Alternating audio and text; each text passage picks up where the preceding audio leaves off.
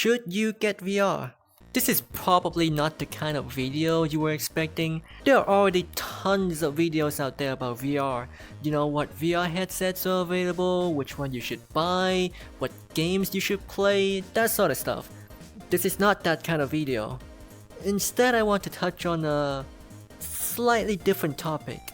VR is very hard to explain to non-VR users. What do I mean by that?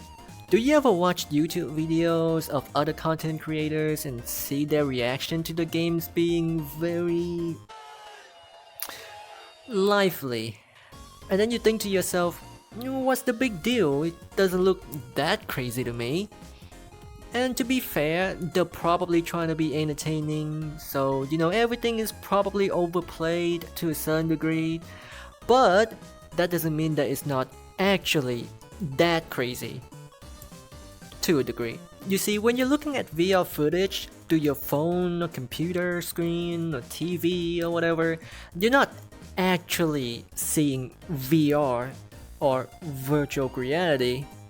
You're just looking at a flat image on a flat screen. It's one of those things where you have to see it for yourself. You gotta be there. It's the difference between playing a racing game with your Xbox or PlayStation controller and being in the car, driving it. It's still not the real thing obviously, but it's pretty comparable. It's convincing, is what I'm getting at. Imagine a sim racing sim plus VR. That would blow anyone's mind.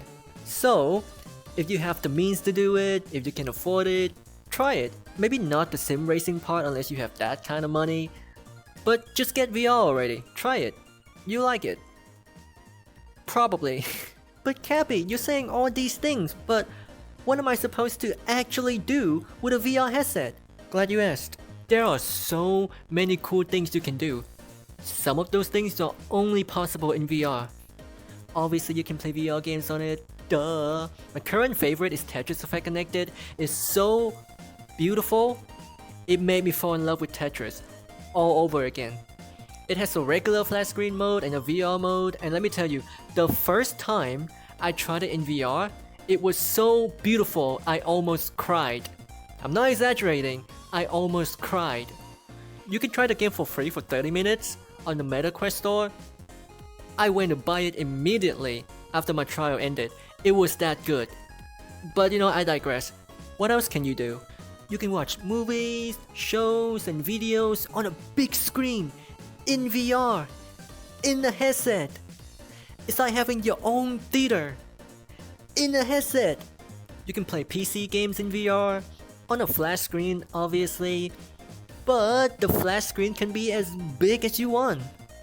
And you can pick and choose what kind of environment you want to be in. Want to watch your movies in a nice city under the rain? You can do that. Want to watch YouTube shorts in a bedroom so much nicer than your own? You can do that too! Imagine playing Counter-Strike in a life-size virtual reality rendition of DE Dust 2 from Counter-Strike. I've been playing a lot of retro games in VR lately. Imagine playing your favorite childhood games on a big screen in a room you could only have ever dreamed of growing up. Light gun games in particular work really well. Having a thing in your hand to use as a gun to play games like Duck Hunt just makes so much sense. It's the way it's meant to be played.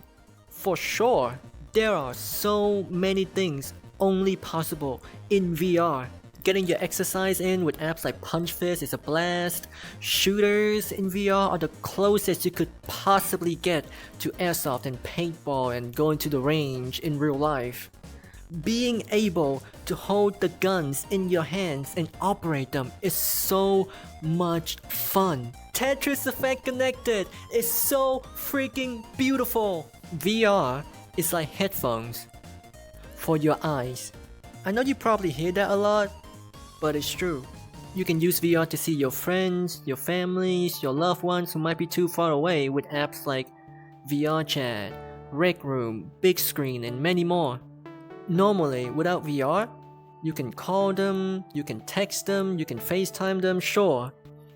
But can you hug them? Can you kiss them? Can you slap them across the face? lovingly. There's a reason VR became so big during the pandemic, because it connects people despite circumstances.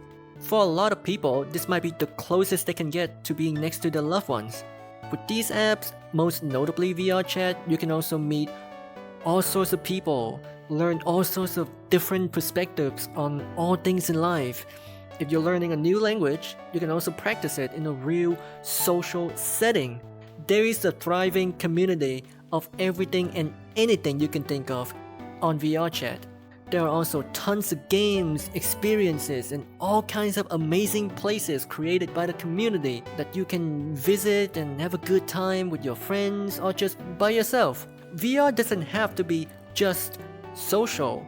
It can also just be a nice place for you to relax, de-stress